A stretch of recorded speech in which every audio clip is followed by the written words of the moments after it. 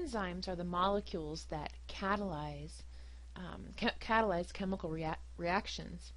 And when I was talking a little bit about chemical reactions in the videos before, I described, for example, glucose reacting with oxygen in the presence of a catalyst.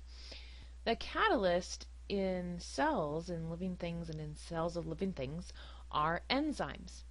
And most enzymes are proteins. Although there are some enzymes that are RNA, most of them are protein. And this this depiction of a structure of an enzyme from a soil bacterium is just to remind you that, well, besides that it's very pretty, just to remind you that proteins are folded into their tertiary or maybe even quaternary structure with the goal to provide little pockets or binding sites for whatever it is that the protein needs to interact with.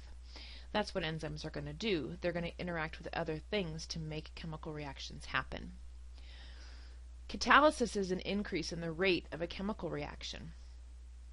Even chemical reactions that are spontaneous, that would happen in the absence of an enzyme, still need an enzyme in the cell because that spontaneous action might not happen in a timely fashion.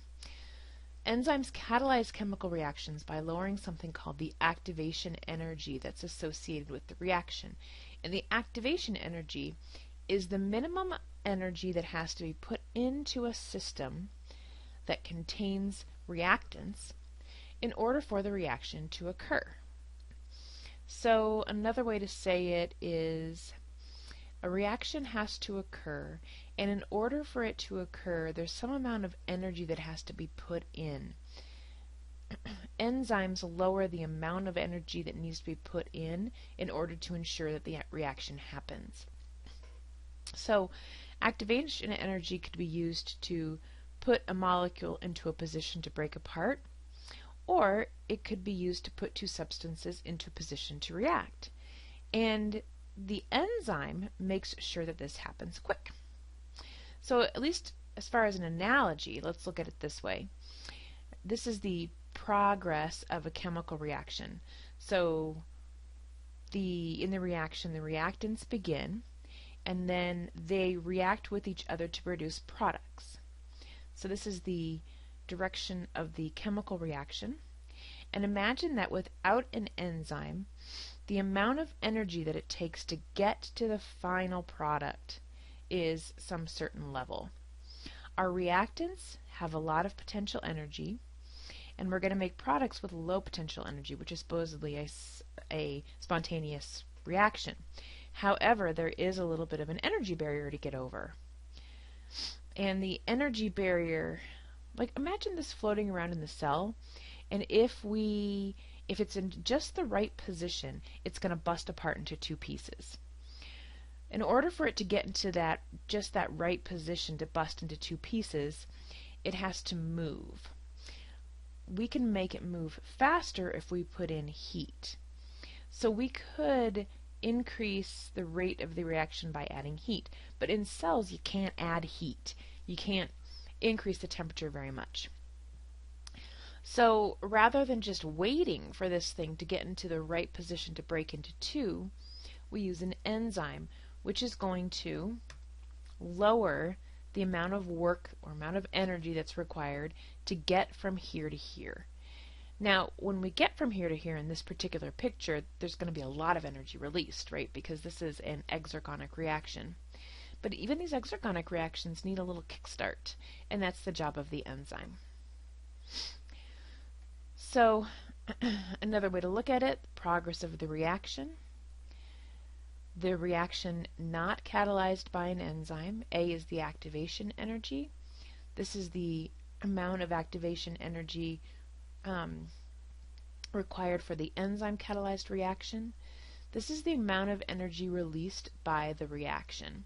So this is the exergonic portion of the reaction.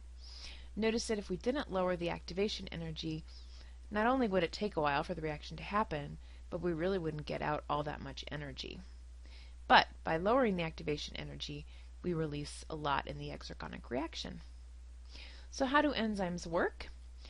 Enzymes are proteins with specific binding sites, And the binding site is called the active site. That's where the reaction is going to happen. This is sucrose, for example, and this enzyme could be sucrase, which breaks sucrose into glucose and fructose. Sucrose fits perfectly into this site, and the enzyme, as soon as it binds, will change shape. This is considered to be what's called an induced fit.